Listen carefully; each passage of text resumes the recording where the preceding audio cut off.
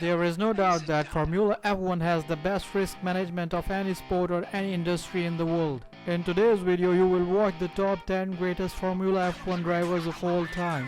On number 10 is David Coulthard. The squad finished third in the standings in 95, 97, 98, 2000 and was runner-up in 2001. Towards the tail end of his career, he joined the brand new Red Bull Racing team, taking their first ever podium with an exquisite drive to third in the 2006 Monaco Grand Prix.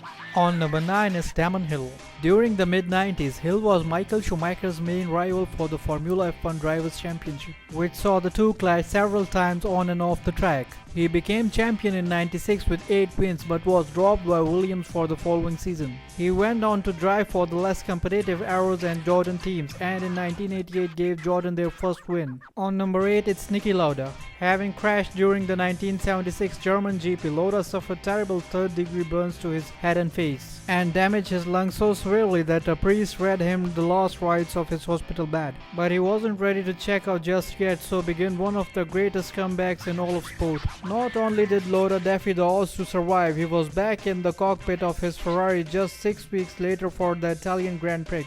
On number 7 is Mika Heckenham. His famous rivalry with Schumacher in the late 90s captivated audience around the world, including that sublime comeback drive and overtake at 2000 Belgian GP. He also made an immediate impact at McLaren, out-qualifying triple world champion teammate Aritan Cena at his first Grand Prix for the team in 1993 Portuguese GP. On number 6, it's Alain Prost.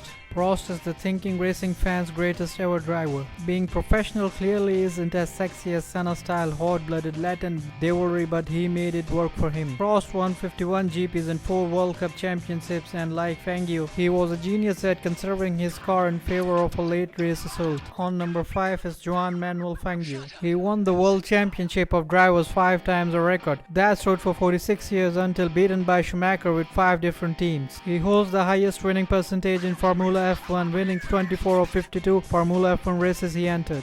Fangio is the only Argentine driver to have won Argentine Grand Prix 4 times, which is more than any other. On number 4 it's Sebastian Vettel. He was of only 19 years when he drove his first F1 race in 2007 for BMW Sauber. After Robert Kubica crashed in Canada, this German driver got his chance to show his talent. He right away won his first point in this first Formula F1 race of his life on the Indianapolis F1 circuit in the US. On number 3 it's Aritan Cena. There's not much to say about the Brazilian superstar that hasn't been said many times, other than to note that he was the driver who was prepared to go further in pursuit of victory than anyone before him, who elevated the art of driving a Formula One car to a level that was almost spiritual, and who did so not just with a sublime skill but also weapon-grade charisma. On number 2 it's Lewis Hamilton. He started his F1 career back in 2007 with McLaren and right away scored his first podium in his first race. He almost got F1 Drivers' Champion as his rookie season, he just missed it with 1 point.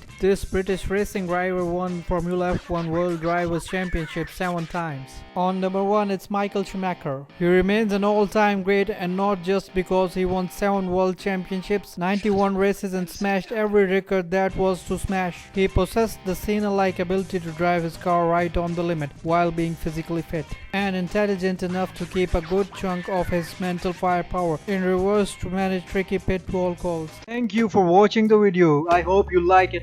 Don't forget to like and subscribe our channel.